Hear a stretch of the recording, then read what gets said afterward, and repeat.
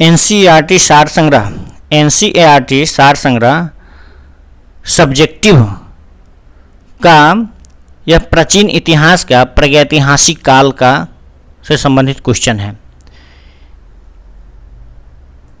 इसमें है वह काल जिसमें कोई लिखित साक्ष्य उपलब्ध नहीं होते हैं, बल्कि जिसकी जानकारी हमें केवल पुरातात्विक स्रोतों के माध्यम से ही उपलब्ध होती है, प्रागैतिहासिक काल कहलाता है।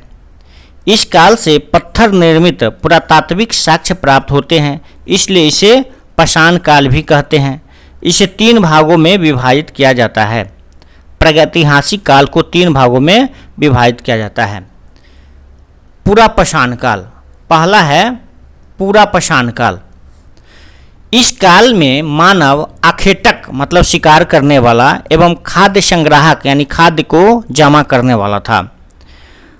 पूरा पाषाणिक सांस्कृतिक के अवशेष सोहन नदी घाटी, बेलन नदी घाटी तथा भीमबेटका के चित्रित शैलाश्रयों से प्राप्त होते हैं। पूरा पाषाण काल के उपकरणों की भिन्नता के आधार पर 3 भागों में विभाजित किया जा सकता है। निम्न पूरा पाषाण काल, मध्य पूरा पाषाण काल तथा उच्च पूरा पाषाण काल। निम्न पूरा पाषाण काल का समय है 5 लाख ईस्वी पूर्व से 50,000 ईस्वी पूर्व तक। निम्न पूरा पाषाण काल के उपकरण सर्वप्रथम सोहन नदी घाटी से प्राप्त हुए, इसलिए इसे सोहन संस्कृति भी कहा जाता है। इस काल में मानव मूलतः क्वार्टजाइट पत्थर का उपयोग करते थे। इस काल के उपकरणों को 2 भागों में विभक्त किया जाता है, चौपट चॉपिंग यानी पेबुल संस्कृति तथा हैंड एक्स संस्कृति माने हाथ में रखने वाला कुल्हाड़ी से संबंधित। आरंभिक पूरा पाषाण युग के स्थल पाकिस्तान में स्थित पंजाब की सोअन या सोहन नदी घाटी, मिर्ज़ापुर, उत्तर प्रदेश के बेलन नदी घाटी में भी पाए जाते हैं। मध्य प्रदेश के भोपाल के पास भीमबेटका की गुफाओं और शैलाश्रयों, चट्टानों से बने आश्रयों से औजार प्राप्त हुए हैं, जो लगभग 1 लाख वर्ष 1 लाख ईसा पूर्व के हैं। मध्य नर्मदा घाटी के हथनौरा यानी होशंगाबाद से एक मानव की खोपड़ी भारत का एकमात्र मानव जीवाश्म प्राप्त हुआ है। कहाँ से? हथनौरा, होशंगाबाद के हथनौरा से मानव का एकमात्र मानव जीवाश्म प्राप्त हुआ है भारत का। फिर है मध्य पूरा पाषाण काल, जो 50,000 ईस्वी पूर्व से 40,000 ईस्वी पूर्व तक का है। मध्य पूरा पाषाण काल में अत्यधिक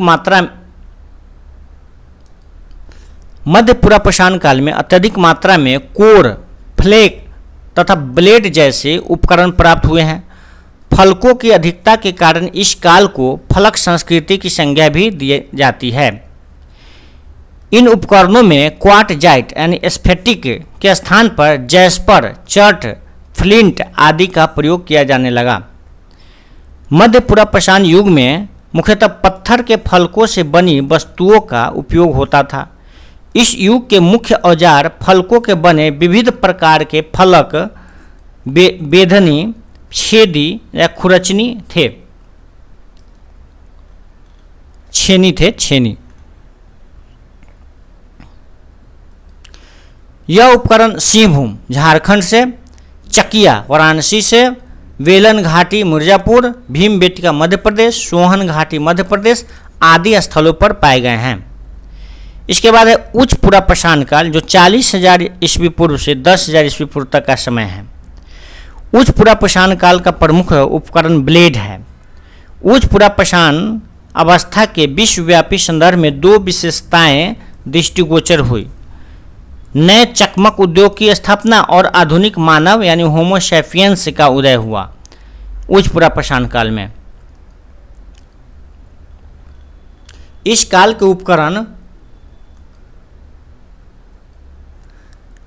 के उपकरण सिंहभूम माने झारखंड में, जोगदहा, रामपुर, सोनघाटी, भीमबेटका, बघेलान, बाघोर मध्य प्रदेश, पटने, भदने, इनाम गांव महाराष्ट्र, रेनीगुंटा, वेमुला, कुरनूल गुफाएं आंध्र प्रदेश आदि स्थानों से प्राप्त हुए हैं। इसके बाद अब है मध्य पाषाण काल। मध्य पाषाण काल, मध्य पाषाण काल है पूरा पाषाण काल तथा नव पाषाण काल के मध्य के संक्रमण काल को मध्य पाषाण काल के नाम से जाना जाता है। इस काल में मानव आखेटक एवं पशुपालक था, माने शिकारी तथा पशु को पालने वाला था। मध्य पाषाण काल के उपकरण अत्यधिक छोटे छोटे थे, इसलिए इसे माइक्रोलिथिक के नाम से भी जाना जाता है। छोटे छोटे औजार था, इसलिए माइक्रोलिथिक के नाम से जाना जाता है। पशुपालन के प्राचीनतम साक्ष्य मध्य पाषाणिक स्थल आदमगढ़ जो मध्य प्रदेश में है तथा बागोर जो राजस्थान से प्राप्त हुआ है।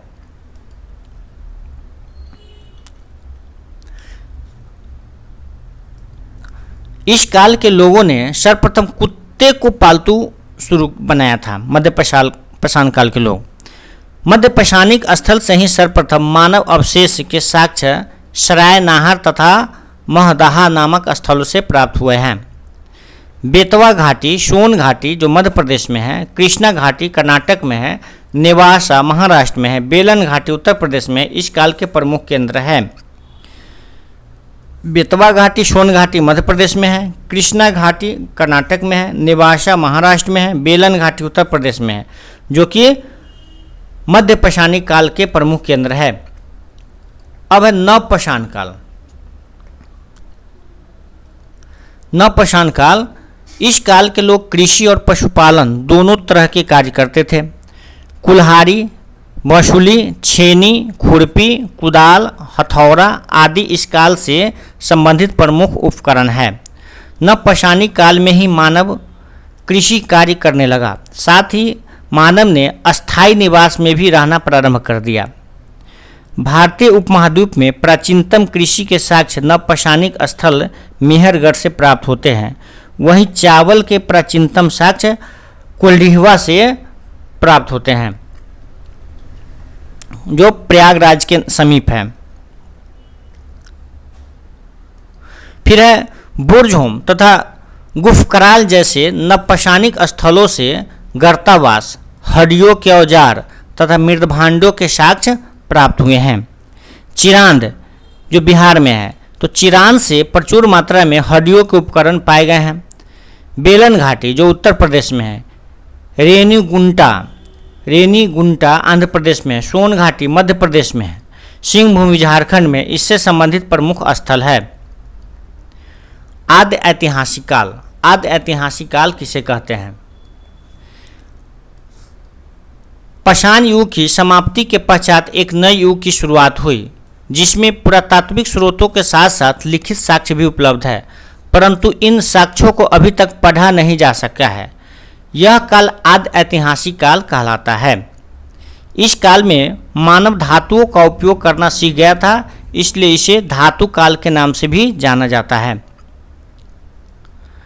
ताम्रपाषाण युगीन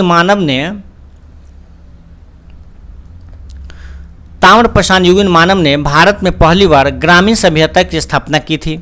तकनीकी दृष्टि से ताम्रपाषाण अवस्था हड़प्पा की कांस्य युगीन संस्कृति से पहले की है, परंतु काल क्रमानुसार भारत में हड़प्पा की संस्कृति पहले और अधिकांश ताम्रपाषाण युगीन संस्कृति बाद में आती है।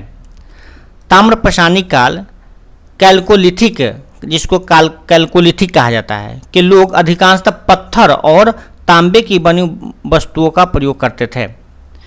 कुछ प्रमुख ताम्रपाषाणिक संस्कृतियों का संक्षिप्त वर्णन यहाँ दिया हुआ है।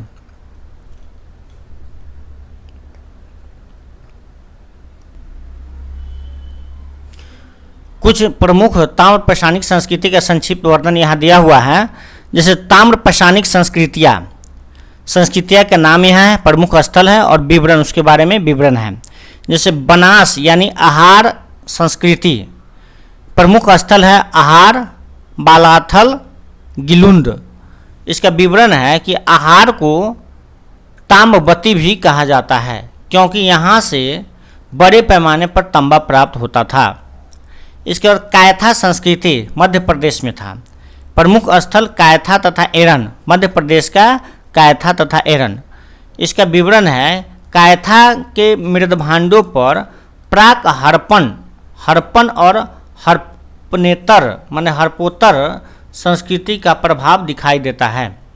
इसका मालवा संस्कृति, इसका प्रमुख स्थल है कायथा, एरन तथा नवदा टोली। इसका विवरण है, मालवा मृदभांड अपनी उत्कृष्टता के लिए जाने जाते हैं। उसका जोरबे संस्कृति, इसका प्रमुख स्थल है जोरबे, नेवासा, दैमाबाद तथा इनामगांव, जो कि महाराष्ट्र से संबंधित है। इसका विवरण है, दैमाबाद से भारी मात्रा में कांसे से निर्मित वस्तुएं प्राप्त हुई है। यह हड़प्पा संस्कृति का प्रभाव दिखलाती है। इनामगांव ताम्रपाषाण युग की एक बड़ी बस्ती थी। अब है सिंधु घाटी सभ्यता। सिंधु घाटी सभ्यता, इस संस्कृति का उदय ताम्रपाषाणिक पृष्ठभूमि में भारतीय उपमहाद्वीप के पश्चिमोत्तर भाग में हुआ, माने पश्चिम और उत्तर भाग में हुआ। यह कांस्य युगीन एवं ताम्रपाषाणिक संस्कृति थी। आरंभ में हड़प्पा की खुदाई से इस सभ्यता के साक्ष्य प्राप्त हुए, इसलिए इसे हड़प्पा सभ्यता भी कहते हैं। इसके अधिकांश नगरों का सिंधु नदी के किनारे स्थित होने के कारण इसे सिंधु घाटी सभ्यता भी कहते हैं। रेडियो कार्बन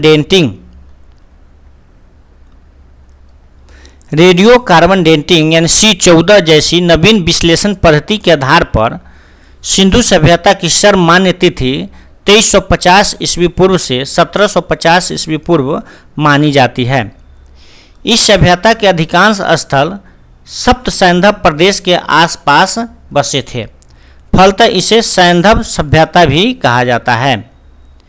अब तक सैंधव सभ्यता के अवशेष भारत, पाकिस्तान तथा अफगानिस्तान के क्षेत्रों में पाए गए हैं। यह सभ्यता त्रिभुजाकार आकृति में विस्तृत थी तथा इसका विस्तार लगभग 13 लाख वर्ग किलोमीटर क्षेत्र में है।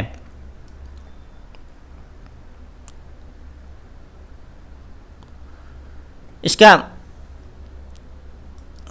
हड़प्पा सभ्यता का विस्तार है, जम्मू कश्मीर, चिनाब नदी, लद्दाख है, मांडा अखनूर जिला है, बलूचिस्तान, सुतका गेंडार, दास नदी। इसके बाद हिंडन नदी है, आलमगीरपुर, मेरठ जिला, उत्तर प्रदेश। फिर है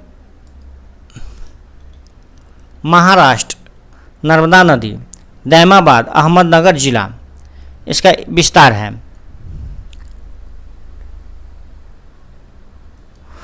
सैंधव सभ्यता में ही सर्वप्रथम सुव्यवस्थित नगरीय प्रणाली का विकास हुआ था, इसलिए इसे प्रथम नगरीय क्रांति के नाम से भी जाना जाता है। क्षेत्रफल की दृष्टि से सबसे बड़ा हड़प्पाई स्थल मोहनजोदड़ो है, तो वहीं भारत में स्थित सबसे बड़ा हड़प्पाई स्थल राखीगढ़ी हरियाणा में है, मोहनजोदड़ो पाकिस्तान में है। सैंधव सभ्यता की विशेषताएं, सैंधव सभ्यता की प्रमुख विशेषताएं क्या थी?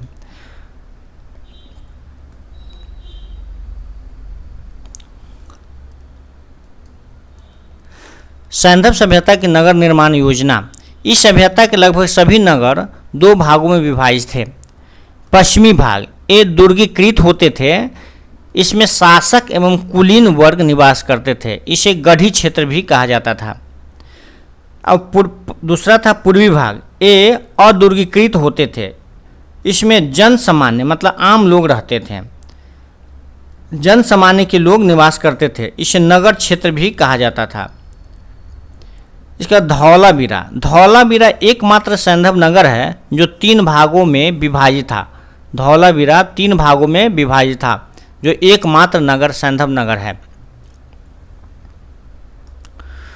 कालीबंगा के दोनों हिस्से दुर्गीकृत थे, जबकि चन्हुद्रो के एकमात्र ऐसा स्थल था जिसका कोई भी हिस्सा दुर्गीकृत नहीं था। नगर ग्रिड पट्टी के आधार पर बसे थे, जिसमें सड़कें एक दूसरे को समकोण पर काटते थे। मकानों के दरवाजे मुख्य सड़कों की तरफ न खुलकर गलियों की तरफ खुलते थे। लोथल एकमात्र अपवाद है जहां मुख्य सड़क की ओर दरवाज़ा खुलता था, जहाँ दरवाजे मुख्य सड़क की ओर खुलते थे। सभी हड़पाई स्थलों में नगर नियोजन एक समान था। अधिकांश मकानों में आंगन, रसोई घर, स्नानगार तथा कुओं के अवशेष प्राप्त हुए हैं। मकानों में मिली सीढ़ियों के साक्ष्य 2 मंजिले भवनों के निर्माण की भी पुष्टि करते हैं। मोहनजोदड़ो से प्राप्त विशाल स्नानगार, जिसका उपयोग संभवतः धार्मिक अनुष्ठान के लिए किया जाता था, इस सभ्यता की सबसे विशिष्ट संरचना है। मोहनजोदड़ो से प्राप्त विशाल अनागार हड़प्पा सभ्यता की सबसे बड़ी इमारत थी। इसके बाद कालीबंगा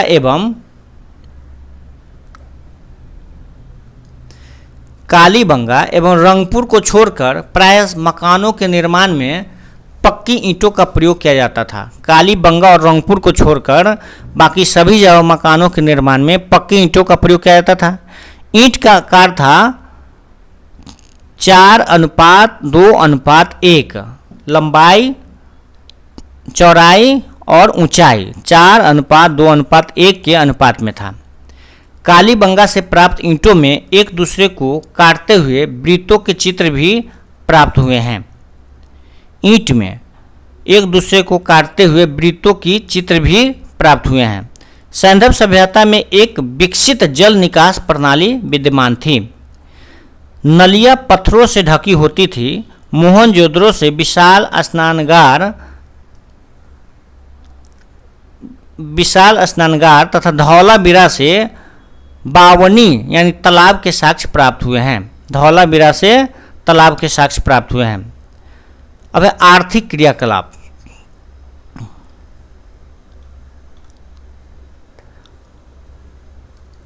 आर्थिक क्रियाकलाप में यह एक नगरीय सभ्यता थी, जहां से कृषि, व्यापार, उद्योग, पशुपालन आदि आर्थिक गतिविधियों के प्रमाण प्राप्त हुए हैं।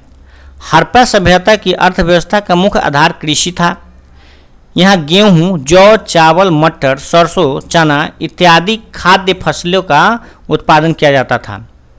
लोथल से चावल तथा रंगपुर से धान की भूसी के साक्ष्य प्राप्त हुए हैं। लोथल से चावल तथा रंगपुर से धान की भूसी के साक्ष्य प्राप्त हुए हैं। इसका मोहनजोदड़ो तथा बनावली से मिट्टी से निर्मित हल के खिलौने प्राप्त हुए हैं। कालीबंगा से जुते हुए खेतों के साक्ष्य प्राप्त हुए हैं। सर्वप्रथम कपास उत्पादन का श्रेय सिंधु सभ्यता के लोगों को दिया जाता है। चूँकि कपास का उत्पादन सर्वप्रथम सिंधु क्षेत्र में हुआ, इसलिए यूनान के लोगों द्वारा इसे सिंडन कहा गया। कपास को सिंडन कहा गया।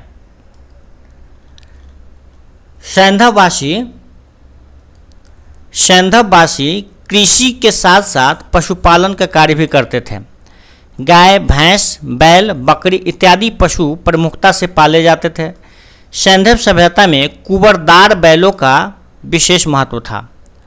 वैदिक सभ्यता के विपरीत सैंधव सभ्यता में घोड़े के साक्ष्य प्रबलता से प्राप्त नहीं हुए हैं। केवल कुछ स्थलों जैसे रानाघुंडई, सुरकोटदा से घोड़े के साक्ष्य प्राप्त हुए हैं। प्राप्त साक्ष्यों के आधार पर कहा जा सकता है कि आंतरिक व्यापार के साथ साथ विदेशी व्यापार भी उन्नत अवस्था में था उस समय।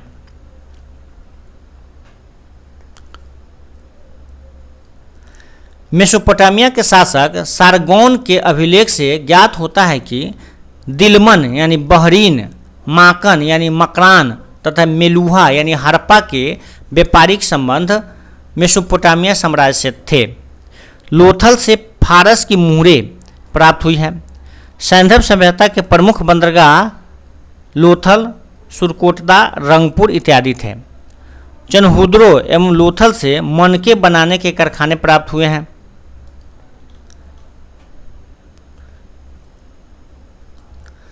सैंधववासी लेन देन के लिए वस्तु विनिमय प्रणाली का प्रयोग करते थे। हड़प्पा सभ्यता में मापन की दशमलव प्रणाली तथा माप तौल की इकाई 16 के गुणक में होती थी। इसमें कृषि पदार्थों की आपूर्ति ग्रामीण क्षेत्रों से होती थी, इसलिए नगरों में अनागार नदियों के किनारे बनाए गए थे। हड़प्पा काल में आयातित प्रमुख वस्तुएं: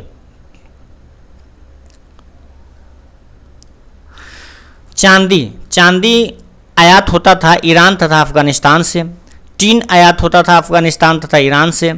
सोना आयात होता था अफगानिस्तान, फारस, दक्षिण भारत से। लाजवर्द जो आयात होता था मेसोपोटामिया तथा अफगानिस्तान से। तांबा आयात होता है क्षेत्रीय राजस्थान से तथा बलूचिस्तान से। नील रत्न मणि वो आयात होता था बदखसा जो अफगानिस्तान में है, वहाँ से प्राप्त होता था। शेलखड़ी आयात होता था बलूचिस्तान, राजस्थान और गुजरात से। सामाजिक जीवन: सैंधव समाज जटिल एवं वैविध्यपूर्ण था, जिसमें सभी वर्गों जैसे पुरोहित, योद्धा, व्यापारी, श्रमिक इत्यादि के लोग रहते थे। आवासों एवं नगरों की संरचना में भिन्नता सैंधव समाज की आर्थिक विषमता को दर्शाती है। संभवतः सैंधव सभ्यता का शासक वणिक वर्णों के हाथों में था। वणिक वर्णों के हाथों में था। समाज की इकाई परंपरागत तौर पर परिवार थी। मातृ देवी की पूजा तथा मुहरों पर अंकित चित्रों से यह परिलक्षित होता है कि हड़प्पा समाज संभवतः मातृसत्तात्मक समाज था। सैंधव समाज के लोग अपेक्षाकृत शांतिप्रिय थे तथा पाशा खेलना एवं नृत्य करना उनके मनोरंजन के मुख्य साधन थे। धौलावीरा एकमात्र हड़प्पाई स्थल है जहां से स्टेडियम यानी क्रीड़ा स्थल प्राप्त हुआ है। कहाँ से? धौलावीरा से।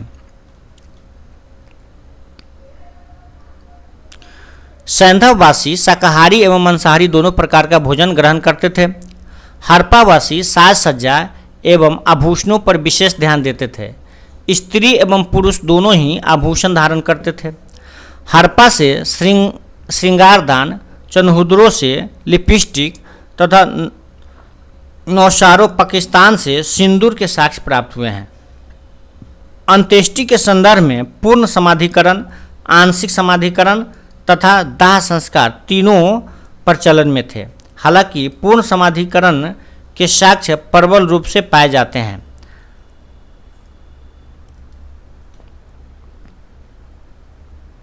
हड़प्पा से प्राप्त एक कब्रिस्तान को R37 नाम दिया गया है। लोथल तथा कालीबंगा से युग्मित समाधान के साक्ष्य प्राप्त हुए हैं, जिसमें सती प्रथा के प्रचलन का आभास होता है। रोपर की एक कब्र से माली के साथ कुत्ते को दफनाए जाने के भी साक्ष्य प्राप्त हुए हैं। धार्मिक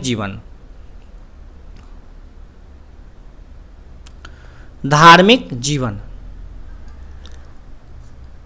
सैंधववासी ईश्वर की पूजा मानव, वृक्ष तथा एवं पशु तीनों रूपों में करते थे। सैंधववासी ईश्वर की पूजा मानव रूप में, वृक्ष के रूप में और पशु के रूप में तीनों रूप में करते थे। इनके धार्मिक दृष्टिकोण शगुन यानी मूर्ति पूजक एवं इहलौकिक थे।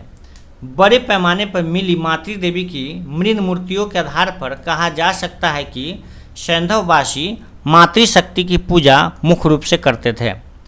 हड़प्पा से प्राप्त एक आयताकार मुहर में स्त्री के गर्भ से निकला हुआ पौधा दर्शाया गया है, जिसे उर्वरता की देवी के रूप में पृथ्वी देवी का प्रतीक माना जाता है। मोहनजोदड़ो से प्राप्त एक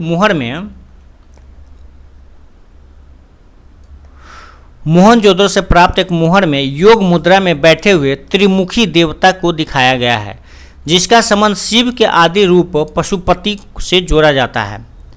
सैंधव सभ्यता के किसी भी स्थल से मंदिर के अवशेष प्राप्त नहीं हुए हैं।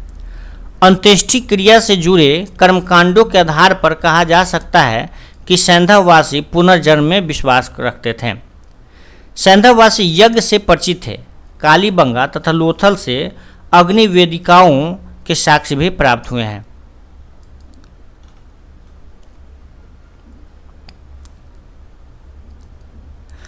सैंधववाद से वृक्ष, नाग, योनि, जल, पशु आदि की पूजा करते थे।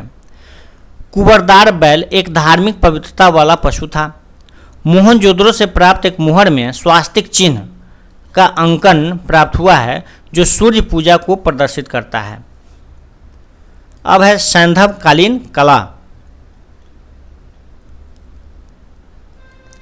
सैंधवकालीन कला, सैंधव कला के अंतर्गत मुख्य रूप से लिपियों, मूर्तियों, मुहरों एवं मृदभांडों को शामिल किया जाता है, जिसका संक्षिप्त विवरण निम्नलिखित है। लिपि, लिपि या सैंधव लिपि अभी तक पढ़ी नहीं जा सकी है। इसमें लगभग 400 अक्षर भाव चित्रात्मक यानी पिक्टोग्राफ रूप में शामिल है। इन अक्षरों में सबसे ज़्यादा अंग्रेजी के यू आकार के चित्र प्राप्त हुए हैं। इस लिपि की पहली पंक्ति दाईं से बाईं तथा दूसरी पंक्ति बाईं से दाईं की ओर लिखी जाती थी, जिसे बुस्टोफेरन गोमूत्रिका पद्धति कहा जाता है। बुस्टोफेरन गोमूत्रिका पद्धति कहा जाता है। मूर्तियाँ,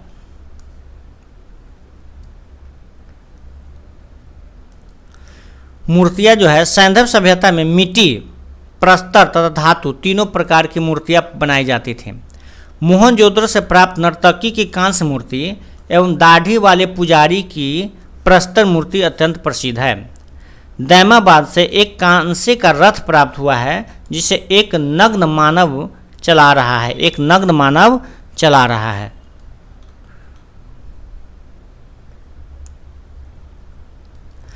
मृण मूर्तियों में नारी की मूर्तियां पुरुषों की मूर्तियों की अपेक्षा अधिक मात्रा में प्राप्त हुई है। सैंधव काल में धातु की मूर्तियां मधुछिष्ट लॉस्ट वैक्स विधि से, मृण मूर्तियां चिकोटी विधि से बनाई जाती थी।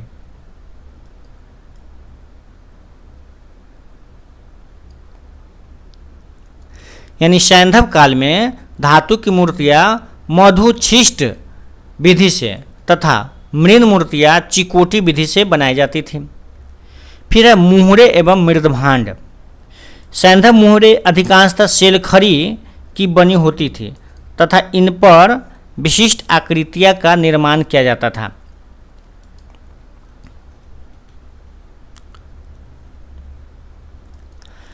सैंधव काल में लाल एवं गुलाबी रंग के मृदभांड बनते थे, जिन पर विभिन्न जानवरों, पक्षियों, नावों इत्यादि का चित्रांकन किया जाता था। लोथल से प्राप्त एक मृदभांड पर पंचतंत्र की प्रसिद्ध कथा चलाक लोमड़ी को दर्शाया गया है। सैंधव काल में बेलनाकार, वर्गाकार, आयताकार, वृत्ताकार इत्यादि सभी प्रकार के मुहरे प्राप्त हुई है, किंतु इस काल में वर्गाकार मुहरे सर्वाधिक लोकप्रिय थी। सैंधव सभ्यता का पतन कैसे हुआ? सैंधव सभ्यता के पतन को लेकर विभिन्न विद्वानों में अलग अलग मत प्रस्तुत किए हैं, जिनका संक्षिप्त विवरण यहाँ दिया हुआ है।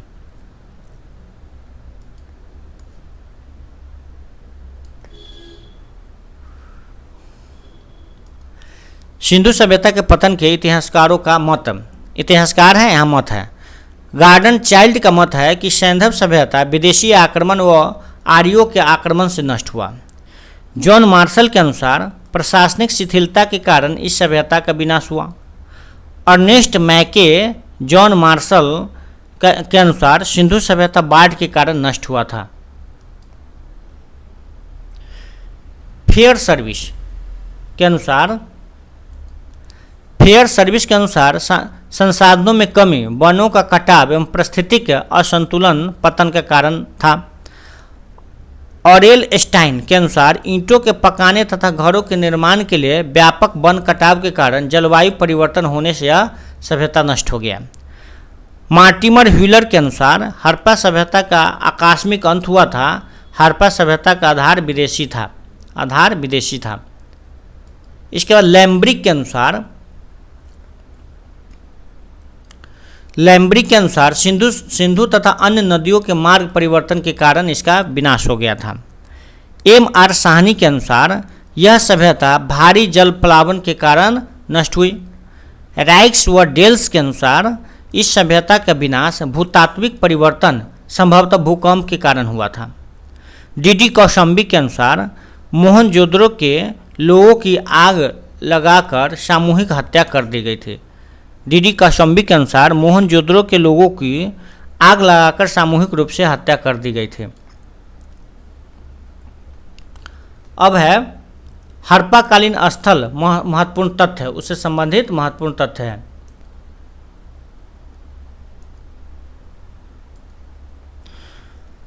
हड़प्पाकालीन स्थल और महत्वपूर्ण तथ्य है।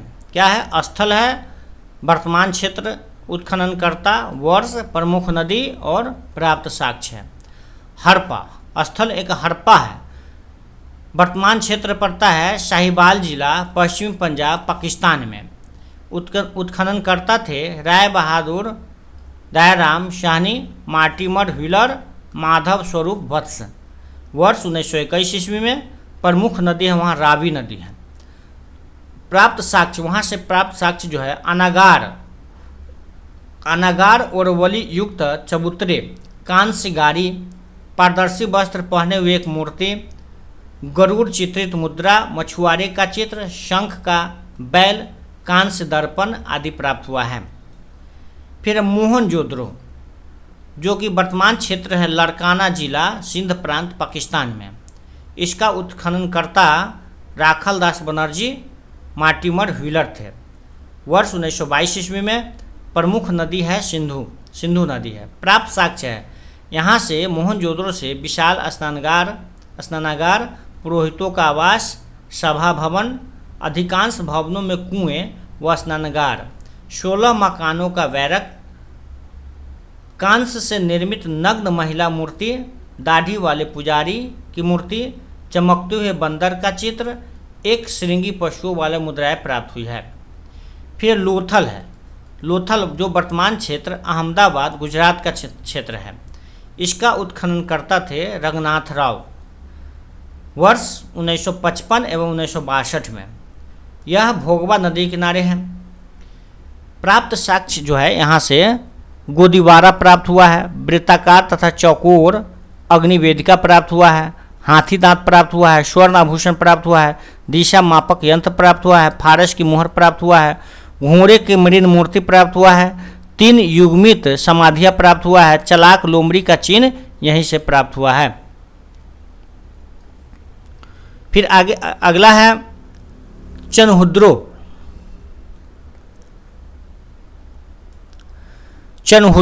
जो कि सिंध क्षेत्र अभी वर्तमान में सिंध के पाकिस्तान में है। सिंध पाकिस्तान वाला क्षेत्र में है। इसका उत्खननकर्ता थे अर्नेस्ट मैके व एनजी मजुमदार। 1935 ईस्वी में। सिंधु नदी किनारे। इसमें यहाँ से जो प्राप्त हुआ है मनका बनाने का कारखाना, बिल्ली का पीछा करते हुए कुत्ते का साक्ष्य, लिपस्टिक, कांस्य गाड़ी, वक्राकार ईंट, कंघा, 3 घड़ियालों तथा 2 मछलियों के अंकन वाली मुद्रा, काजल, पाउडर आदि प्राप्त हुआ यहाँ से। कालीबंगा यानी कालीबंगा या कालीबंगन, यह अभी वर्तमान में है हनुमानगढ़, राजस्थान वाला क्षेत्र में। इसका उत्खननकर्ता थे अमलानंद घोष, ब्रजवासी लाल यानी बीबी लाल एवं बीके थापर। समय 1953 और 1960। यह घग्गर नदी किनारे है कालीबंगा। यहाँ से प्राप्त हुआ है जूते हुए खेत का साक्ष्य, भूकंप के साक्ष्य, अग्नि हवन कुंड, अलंकृत ईंट, चूड़िया, संभवतः एक साथ फसल बोने के साक्ष्य और लकड़ी की नाली आदि प्राप्त हुआ यहाँ से। फिर राखी गढ़ी जो अभी हिसार जिला हरियाणा के हिसार पड़ता है। इसका उत्खननकर्ता थे सूरज भान। 1969 ईस्वी में। घग्गर नदी किनारे है। यहाँ से प्राप्त हुआ है ताम्र उपकरण, हड़प्पा लिपि युक्त मुद्रा प्राप्त हुआ है। फिर कोट दीजी जो कि सिंध में, पाकिस्तान के सिंध वाला क्षेत्र में अभी वर्तमान है। इसका उत्खननकर्ता थे धुरिये एवं फजल अहमद खान। कब? 1955 तथा 1957 में। यह सिंधु नदी किनारे है। यहाँ से प्राप्त हुआ है चित्रित मृदभांड, मातृ देवी की मूर्तियाँ, मनके, कांसे की अंगूठियाँ, पत्थर के वनाग्र आदि यहाँ से प्राप्त हुआ है। फिर बनावली फतेहाबाद हरियाणा, जो इसका उत्खननकर्ता थे RS विष्ट, रविंद्र सिंह विष्ट, 1973-74 में। यह सरस्वती नदी किनारे है। यहाँ से प्राप्त हुआ है मिट्टी का हल, मिट्टी का खिलौना वाला हल, सड़कों पर बैलगाड़ी के पहिए के साक्ष्य, जौ के दाने, धावन पात्र, मुहरे, कसौटी आदि प्राप्त यहाँ से हुआ है। फिर रोपर है। रोपर जो अभी वर्तमान रूपनगर पंजाब का क्षेत्र है, इसका उत्खननकर्ता थे यज्ञदत्त शर्मा, 1955 ईस्वी में, सतलज नदी किनारे। यहाँ से प्राप्त हुआ है तांबे की कुल्हाड़ी, मानव के साथ कुत्ते को दफनाने का साक्ष्य, शेलखड़ी की मुहर प्राप्त हुआ यहाँ से। फिर रंगपुर, जो वर्तमान में काठियावाड़ गुजरात वाला क्षेत्र, इसका उत्खननकर्ता SR राव, 1954 में। यह भादर या मादर नदी के किनारे है। यहाँ से प्राप्त हुआ है ज्वार बाजरा, 3 संस्कृतियों के अवशेष, नालियाँ, कच्ची ईंटों के दुर्ग, धान की भूसी प्राप्त हुआ है। इसके बाद सुतकांग गेडोर है। यह बलूचिस्तान पाकिस्तान वाला क्षेत्र वर्तमान क्षेत्र है। इसका उत्खननकर्ता थे ऑरेज स्टाइन जॉर्ज डेल्स, 1927 से 1962 में।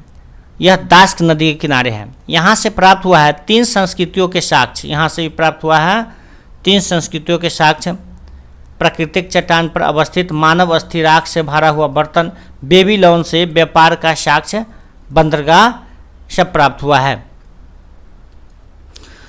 तो इस तरह से प्रागैतिहासिक काल तथा सिंधु घाटी सभ्यता से संबंधित जितने भी महत्वपूर्ण तथ्य थे इसमें हम देखे हैं।